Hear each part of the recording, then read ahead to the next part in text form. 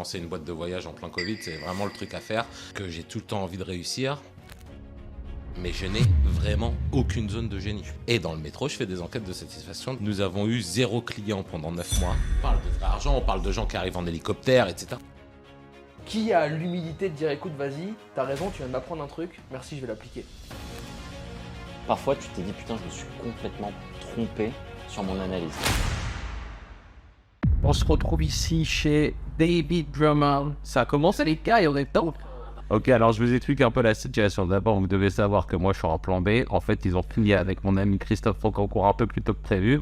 Et ils m'ont dit si t'as 1 heure, on aimerait bien prendre un truc. Et les mecs, ils sont complètement défoncés parce qu'il y en a un qui a bu une bouteille de vin. Mais toi, pourquoi t'es défoncé? T'as rien vu, toi? Oui, lui, il est juste heureux. Je sais pas s'il faut le laisser se présenter parce qu'il est beaucoup trop humble pour le faire lui-même. Ce mec-là fait partie des seuls 1, 2, 3 du haut du panier qui sont legit. Ah mais c'est grâce à Taylor, c'est Taylor Chiche qui m'a tout appris. Non mais de ouf, tu sais qu'il était là à Versailles, c'est lui. Le Louvre, c'est lui. La pyramide du Louvre, Non, frère, c'est en lui. fait, on a un problème d'avoir un des deux speakers qui est foncé. Parce qu'en fait, frère, il y a un vrai problème dans le... Raccord, il y a un vrai faux raccord. Non mais c'est Il n'y aura ça. pas le micro. Mais il Non, mais vient de ce dire soir- Taylor Chiche, frérot. Taylor Chiche m'a tout appris, frère. Ouais, Non, je rigole. c'est une petite Taylor, je culture, t'embrasse. Non, mais juste, vous devez comprendre que ce gars, c'est un mec exceptionnel et que pour le coup, après avoir rencontré littéralement des centaines de gars dans le domaine de l'immobilier, c'est clairement l'un des seuls mecs que je connais qui Fait de l'immobilier. peut prouver, qui peut prouver ce qu'il avance. Ouais, mais toi, t'es un bâtard de dire ça. Mais c'est Ouais, un toi, peu t'es un vrai. vrai bâtard. Non, Mais c'est un peu vrai. C'est un peu vrai. C'est un peu vrai, mais qui peut par contre prouver techniquement une grosse partie de ce qu'il avance et qui est là tous les jours, qui est humble, qui raconte sa life et qui est ultra naturel. Et moi, ça me faisait trop kiffer. En fait, pour la petite histoire, à la base, le podcast, je voulais le faire que lui et moi.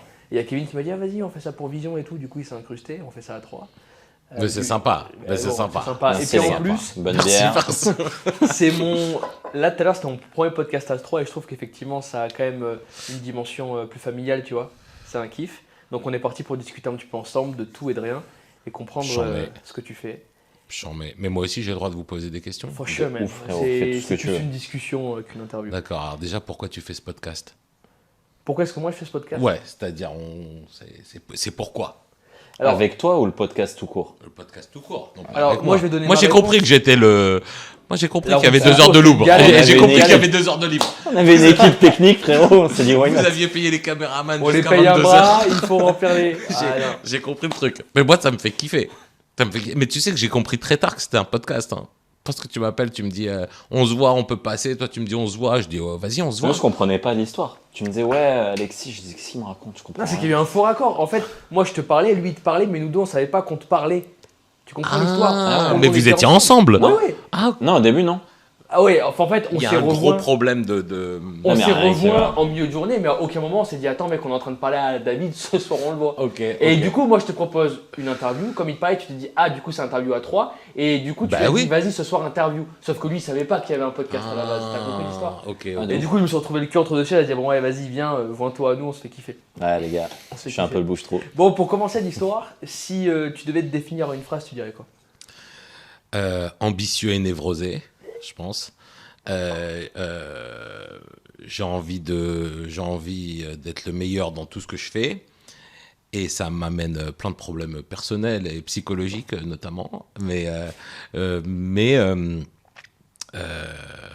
un entrepreneur qui cherche à être heureux. Et c'est quoi tes névroses, toi? Mes névroses... Parce que tout le monde en a, mais très peu en parle, tu vois.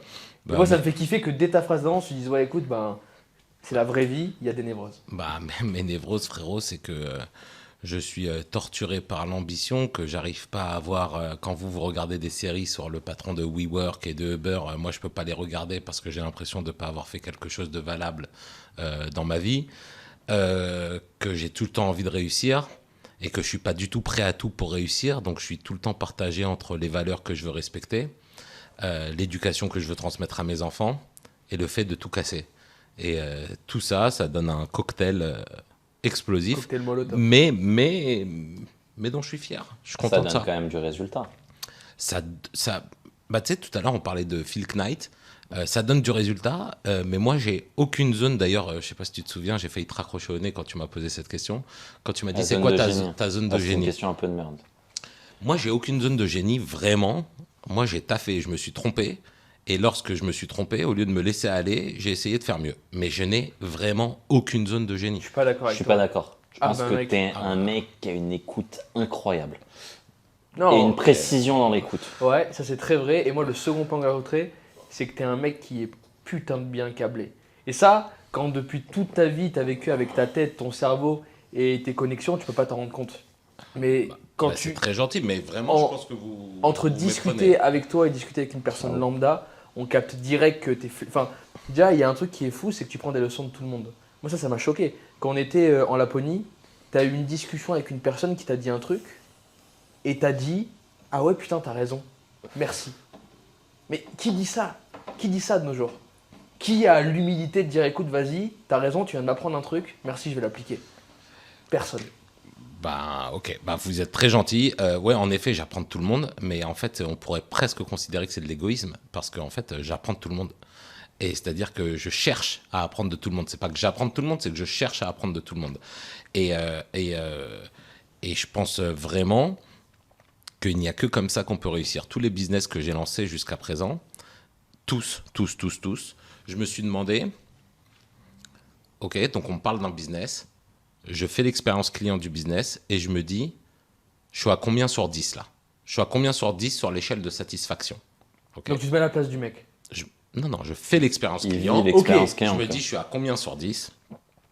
J'ai ma réponse. Et ensuite, j'interroge les personnes que j'ai autour de moi. Je suis à combien sur 10? Je fais une moyenne et j'essaye de voir ce que je peux amener. Et donc, j'apprends vraiment de tout le monde. À chaque fois que je lance un business, pendant un mois avant le business, je prends le métro. Et dans le métro, je fais des enquêtes de satisfaction dans le métro. Ah, vas-y, ça se passe comment? Ça, moi, ça me fait kiffer. Ça se passe Ah bah comment ça se passe de manière très simple. Je sais pas, par exemple, la dernière boîte dans laquelle j'ai investi, je crois que c'est les hot dogs. Je suis pas sûr. Je crois que c'était une boîte de hot dogs qui s'appelle Benny's Hot Dog, que j'embrasse d'ailleurs. Et il me faut le rapport d'activité d'ailleurs. Je sais pas quand ça sera, mais Ah, c'est toujours le même étant cœur, donné que je crois que c'est la dernière boîte où j'ai investi. Ah, tu m'avais déjà parlé de lui. Est-ce que c'est la dernière boîte où j'ai investi? Je sais pas. Bref, en tout cas, lui, bon, bah, je viens avec des hot dogs dans le métro et j'explique la situation. Bonjour, je m'appelle David Broman, je suis un entrepreneur, je m'apprête à investir dans cette société. Est-ce que je peux vous faire goûter de hot dogs? Regardez, ils sont fermés. Est-ce que vous pouvez me dire ce que vous en pensez?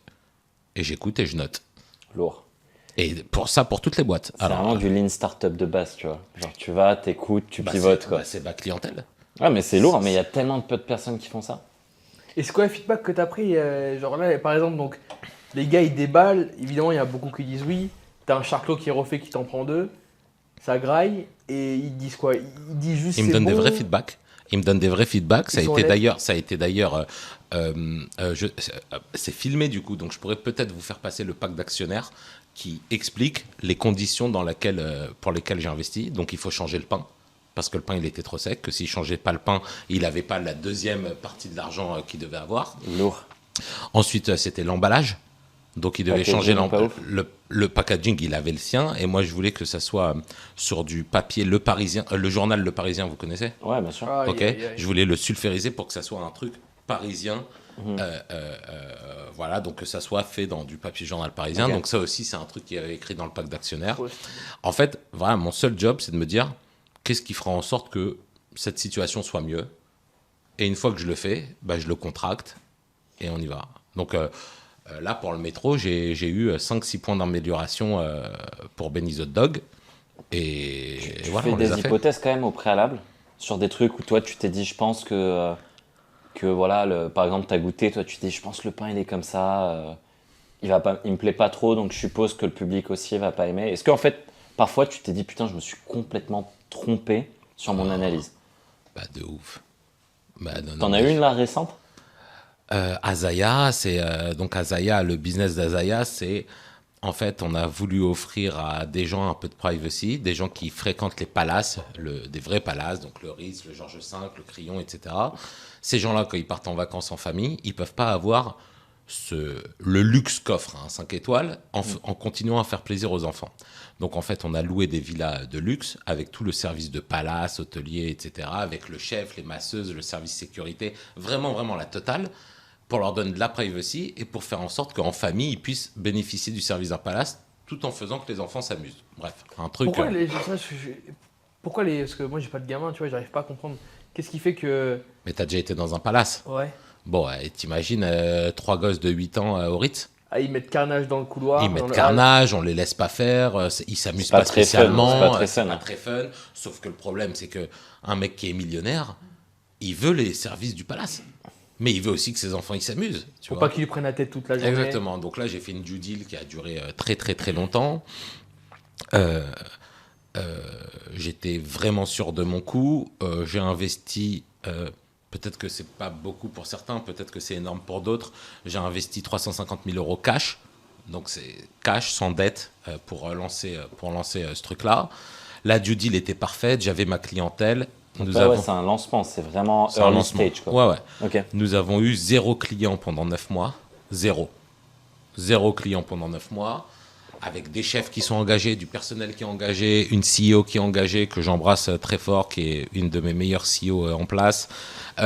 Donc, pendant 9 mois, 0 euro qui rentre. Et toi, l'argent que t'as mis, c'était quoi? C'était de la com, c'était du développement? C'était tout, c'était des Lancement salaires, de- de la com, du développement, la location des maisons, le fait qu'il faille booker les chefs parce que sinon ils se font booker ailleurs. Enfin, c'était voilà. Et donc due deal où je me suis trompé complètement, aucun client.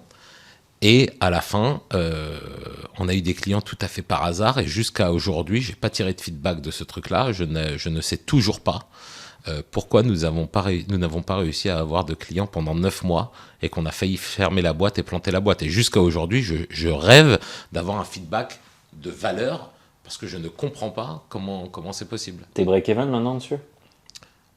Non, je gagne un peu. Alors, Ok. c'est ok le truc parce que est-ce que t'avais. Tu vois, moi, quand il y a un truc qui fonctionne pas, dans nos visions très funélytics, j'essaye de décomposer chaque étape, tu vois.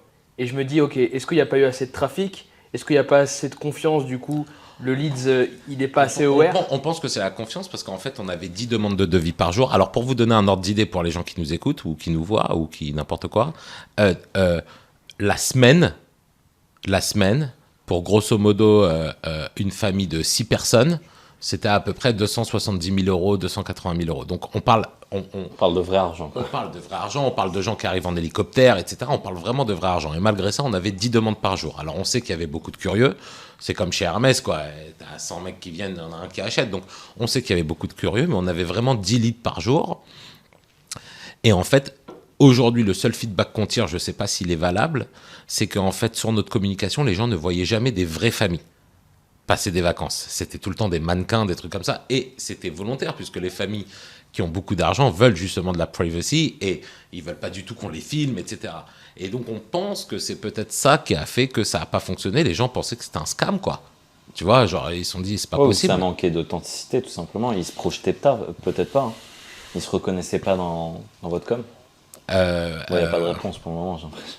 Non, non, franchement, j'ai pas l'impression que ce soit ça. Parce qu'on était vraiment très suivis. Il y avait beaucoup de demandes. Les gens nous disaient que c'était extraordinaire. Je pense vraiment qu'ils avaient peur de passer le cap, quoi. Ils avaient peur de se retrouver, de venir et qu'il n'y ait pas de maison, il n'y ait rien. Tu vois, je pense que c'est ça. En vrai, de l'extérieur, ça sonne comme le scam parfait. Hein.